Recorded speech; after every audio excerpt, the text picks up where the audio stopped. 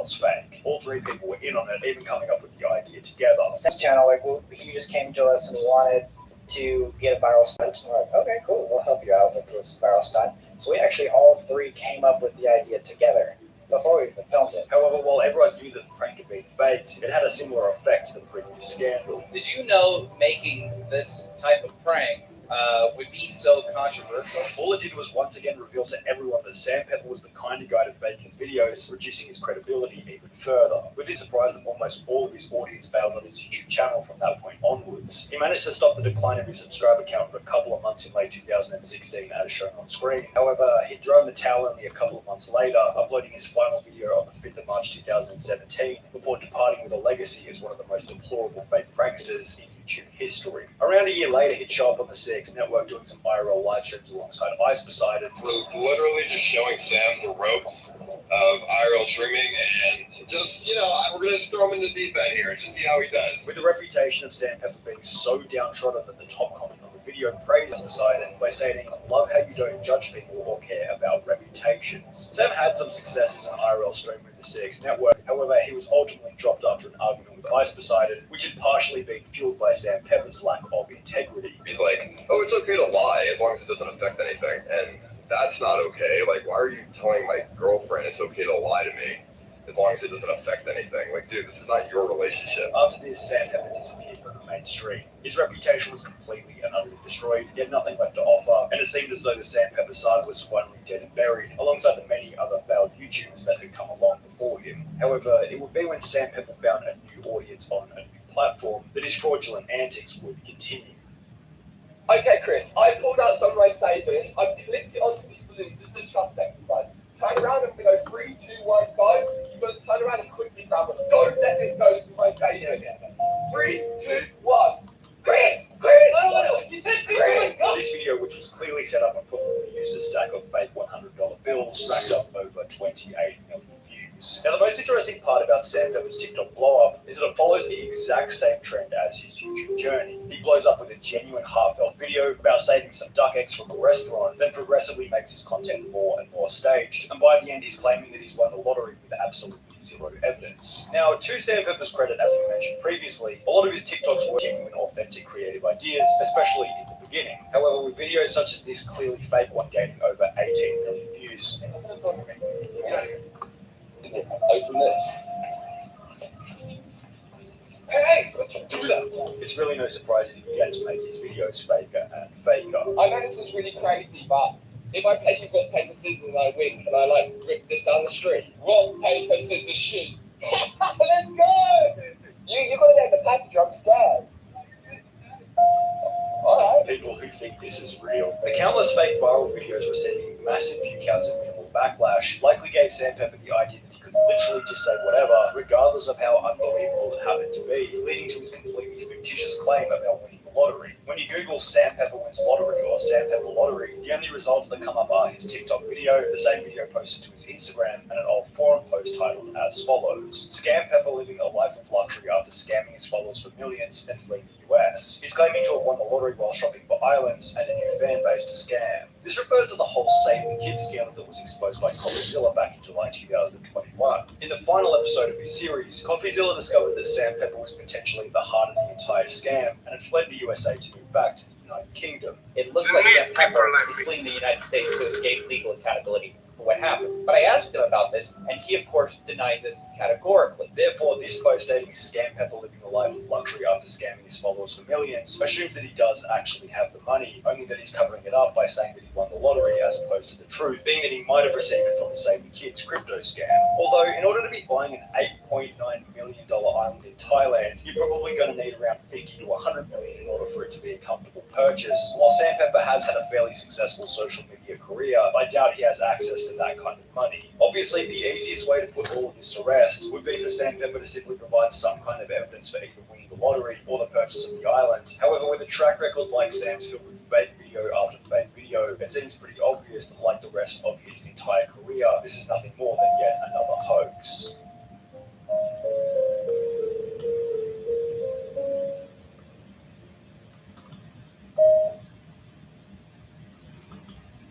Today we're going to be playing a game of good old Spot the Difference.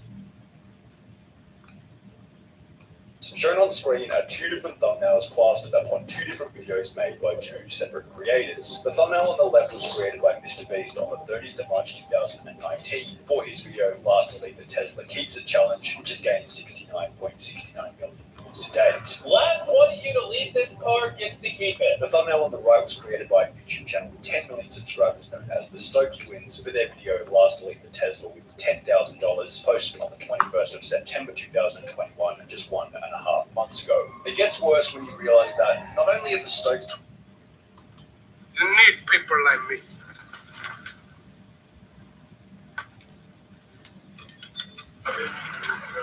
You need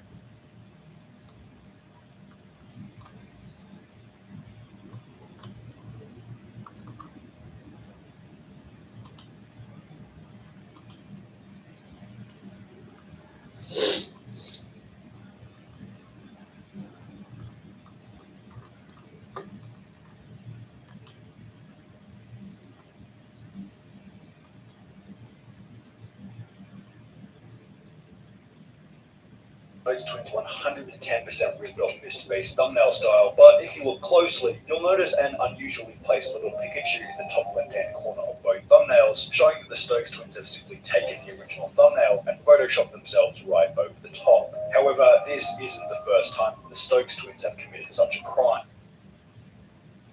From her appearance at the Met Gala to her front cover photo in a magazine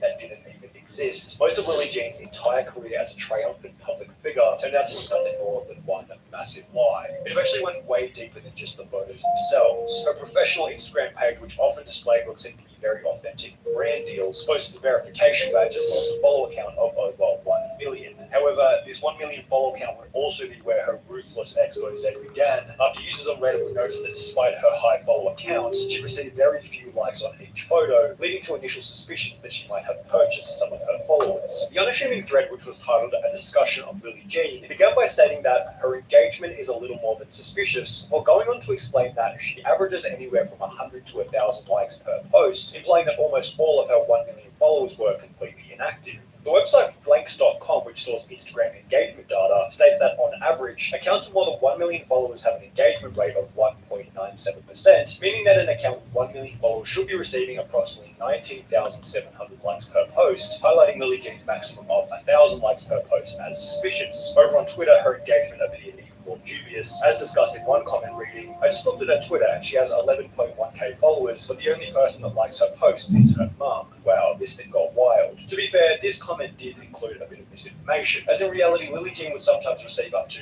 2 likes per text post, and a whopping 5 likes if she posted a nice photo of herself. Obviously, we're taking the piss a little bit here. However, with over 11,000 followers, people receive over 10 likes per post, and the fact that your account would eventually get banned for violating the rules sets a pretty good baseline for how suspicious Lily Jean's activity was in the beginning. This was hammered home further in another Reddit comment relating to her Instagram, which read, 1.1 million followers and less than 70 likes in 5 hours is pretty telling, as well as another screenshot posted to Twitter of a website which estimated that over 90% of Lily Jean's followers were fake. However, 90% could have still been a conservative estimate. Assuming her Facebook following of 27,000 and a YouTube following of 24,000 are both legitimate, it's hard to imagine that our real Instagram following is much higher than 30, 40, or 50,000, which makes what we're about to discuss next even stranger. Because after this original Reddit expert statement blocked in popularity, Lily Jean's likes per Instagram post randomly shot up to between 20,000 and 35,000 likes per post. Occasionally, this number will reach even higher to around 50,000 likes, leading many to believe that she was now also paying to increase her engagement in addition to purchasing followers. Her comments began to flood with hundreds of other verified Instagram accounts, all leaving extremely basic positive comments, each of which almost always receiving less than 10 likes per comment, despite the photo itself receiving up to 50,000.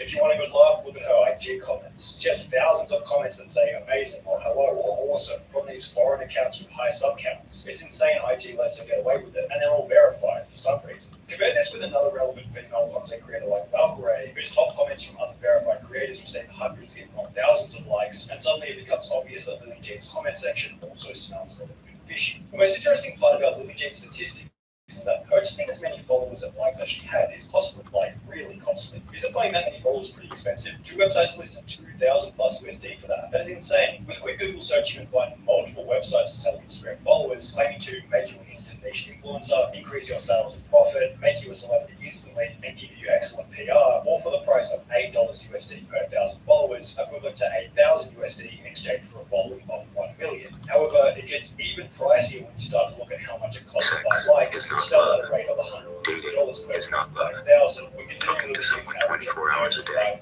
7 days a week is you not get an love. idea as to how much she had to be showing out in order to maintain her image as an influencer. Well, that's assuming she was paid for it. Another Reddit comment indicated that this might not have been the case. I remember a while ago reading an article on how to increase your following on Instagram, and one of the recommendations was to create multiple fan accounts of yourself. They recommended like an automated program or something. They could run different accounts to make it easier. The details are blurred, but it's along those lines. I was like, nah. So I wouldn't be surprised if at least the majority of these are run by her. Under the suspicion that Lily Jean had somehow managed to create hundreds of thousands of accounts personally, people began to look into those who followed her, as well as those who had commented on her posts. They run into accounts such as this one called @Howie, which had commented and marry me, yet had no profile picture, no posts, no followers, and only one account following Lily Jean. This was basic evidence showing that either Lily Jean had some bizarre super fans that had created accounts specifically to follow her and her only, or alternatively, something or someone was creating these accounts with the sole goal of boosting Lily Jean's follow count and engagement. However, accounts like Howie were only the absolute tip of what would become a colossal-sized iceberg, as those who were suspicious continued to dig further, finding some of the strangest, most unexplainable accounts. For example, there was this one called Shaniqua4798, which was apparently run by an African-American lady in posts such as this one, which read, "I love this photo, I am so badass." Yet, for some reason, over half her profile was just photos of Lily Jean, as if it was some kind of fan page. What was even more bizarre was that in some of the posts, there were full-blown stories of Shaniqua's incredible experience meeting Lily Jean, typed in an African-American accent with the N-word and all. The girl says, "Oh, hello, my name is Lily Jean, and I'm an up-and-coming model, motivational speaker, actress,